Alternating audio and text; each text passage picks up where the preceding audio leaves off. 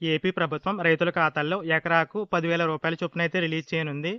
చాలామంది రైతులకు కూడా యూట్యూబ్‌లో ఎలాంటి వీడియోలు చూస్తున్నారంటే 24 గంటల్లో రైతుల ఖాతాల్లో 10,000 జమ, మధ్యాహ్నం 2 గంటలకి అమౌంట్ రిలీజ్ ఇలాంటి థంబ్‌నెయిల్స్ పెడితే వీడియోలు చూస్తున్నారు గానీ, అసలు జెన్యూన్ అప్డేట్స్ అందిస్తాయి. అంటే అసలు ఆ రైతులకి ఆ అమౌంట్ అనేది రావాలంటే ఏం చేయాలి? ఇలాంటి ప్రాసెస్ చెప్తే మాత్రం వీడియోలైతే చూడడం లేదు. ఆ ఛానెల్‌కి అసలు రీచే రావడం లేదు. ఇలాంటి ఛానెల్స్‌కి రీచ్ రావాలి అంటే జెన్యూన్ అప్డేట్స్ అందించే ఛానెల్స్‌కి రీచ్ రావాలి అంటే మీరు థంబ్‌నెయిల్స్‌తో సంబంధం లేకుండా వీడియో కంటెంట్‌ని బట్టి లైకు అలాగే వీడియోని షేర్ చేస్తే మాలాంటి క్రియేటర్స్‌కైతే యూజ్ అవుతుంది. కాబట్టి తప్పకుండా వీడియోనైతే లైక్ చేయండి. అసలు రైతుల ఖాతాల్లో ఎకరాకి రూ. 10,000 ఎందుకు రిలీజ్ చేస్తున్నారన్న విషయాన్నైతే ఇప్పుడైతే చెప్తాను. వీడియో అయితే పూర్తిగా చూడండి. ఏపీలో రీసెంట్‌గా మోంతా తుఫాను కారణంగా రైతులు పంటలైతే నష్టపోయారు కదా! అలా పంటలు నష్టపోయిన రైతులకి ప్రభుత్వం సహాయం చేయడం కోసం, పంట నష్ట పరిహారం అందించడం కోసం పంట నష్ట గణన అయితే ప్రారంభించింది. అంటే ఎన్యూమరేషన్ అయితే స్టార్ట్ చేసింది. ఇందుకోసం గ్రామ స్థాయిలో ఉన్నటువంటి అగ్రికల్చర్ అధికారులు ఎవరైతే ఉన్నారో వారికి ఒక యాప్ అయితే ఇచ్చి సర్వే అయితే చేస్తున్నారు. ఆ యాప్‌లో ఏంటంటే ఎవరైతే రైతులు పంటలు నష్టపోయారో వారి యొక్క వివరాలైతే నమోదు చేస్తున్నారు. ఆ డేటా కూడా ఎలా అంటే మీరు ఈ క్రాప్‌లో పేరు నమోదు చేసుకుంటారు కదా! ఆ డేటా మాత్రమే ఆ యాప్‌లో అయితే ఓపెన్ అవుతుంది. అంటే మీరు నిజంగా పంట నష్టపోయినా, ఆ నష్టపోయిన పంటకి పరిహారం పొందాలి అంటే ఈ క్రాప్‌లో పేరైతే తప్పనిసరిగా నమోదు చేసుకోవాలి. కాబట్టి నిజంగా మీరు పంట నష్టపోయి ఇప్పటివరకు ఈ క్రాప్‌లో పేరు నమోదు చేసుకోకపోతే ఇంకా అవకాశం అయితే ఉంది ఈ క్రాప్ నమోదు చేసుకోవడానికి. సో, మీరు పంట నష్టపోయినా, నష్టపోకపోయినా ప్రస్తుతం ఈ క్రాప్ అనేది నమోదు చేసుకోకపోతే వెంటనే అగ్రికల్చర్ లేదా హార్టికల్చర్ అసిస్టెంట్‌ని కలిసి ఈ క్రాప్‌లో పేరైతే నమోదు చేసుకోండి.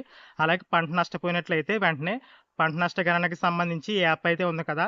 ఆ యాప్‌లో మీ వివరాలైతే నమోదు చేసుకోండి. ఎందుకంటే పంట నష్ట పరిహారం మీకు అందాలి అంటే ఈ క్రాప్‌లో పేరు తప్పనిసరి. అలాగే ఈ క్రాప్‌లో పేరుతో పాటు మీరు ఏదైతే పంట నష్టపోయారో ఆ యొక్క వివరాలనేవి యాప్‌లో నమోదు చేసుకోవడం కూడా తప్పనిసరి. ప్రెజెంట్ అప్డేట్ ప్రకారం అయితే ఏపీ ప్రభుత్వం వరికి ఎకరాకు 10,000 నష్టపరిహారం కింద అయితే అందిస్తుంది.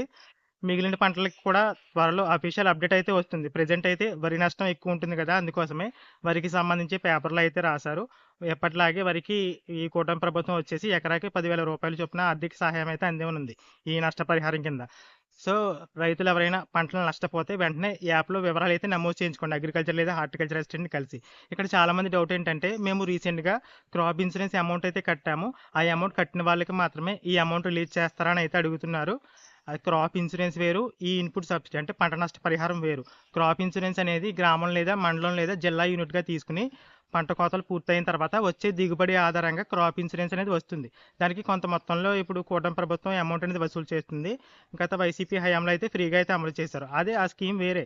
ఇప్పుడు పంట నష్ట పరిహారం ఏంటంటే మీరు క్రాప్ ఇన్సూరెన్స్ అమౌంట్ కట్టినా కట్టకపోయినా కేవలం ఈ క్రాప్‌లో పేరు నమోదు చేసుకొని మీరు వేసిన పంట నష్టపోయినట్లయితే మీకు ఈ పంట నష్ట పరిహారం అయితే అందుతుంది. అందుకోసం మీరు ఈ క్రాప్‌లో పేరు నమోదు చేసుకున్న తర్వాత అగ్రికల్చర్ లేదా హార్టికల్చర్ అసిస్టెంట్‌ని కలిసి పంట నష్ట గణనకి సంబంధించి ఏదైతే యాప్ ఉందో ఆ యాప్‌లో వివరాలైతే నమోదు చేసుకోవాలి. అంటే మీరు క్రాప్ ఇన్సూరెన్స్‌కి అమౌంట్ కట్టినా కట్టకపోయినా ఈ నష్ట పరిహారంలో మీకు ఈ అమౌంట్ అయితే అందుతుంది. నిజంగా పంట నష్టపోయినట్లయితే. సో, ఆ 2 స్కీమ్స్ వేరు. క్రాప్ ఇన్సూరెన్స్ వేరు, పంట నష్ట పరిహారం అంటే ఇన్‌పుట్ సబ్సిడీ వేరు. 2 పథకాలు వేరు. క్రాప్ ఇన్సూరెన్స్ అంటే రైతులు కొంత మొత్తంలో అమౌంట్ చెల్లించిన తర్వాత వచ్చేది. ఇక్కడ ఇన్‌పుట్ సబ్సిడీ అంటే మాత్రం మీరు పంట అనేది నష్టపోయినట్లయితే మీరు అమౌంట్ కట్టినా కట్టకపోయినా ప్రభుత్వం మీకు కొంత మొత్తంలో ఆర్థిక సహాయం అయితే చేస్తుంది నష్టపోయినందుకు.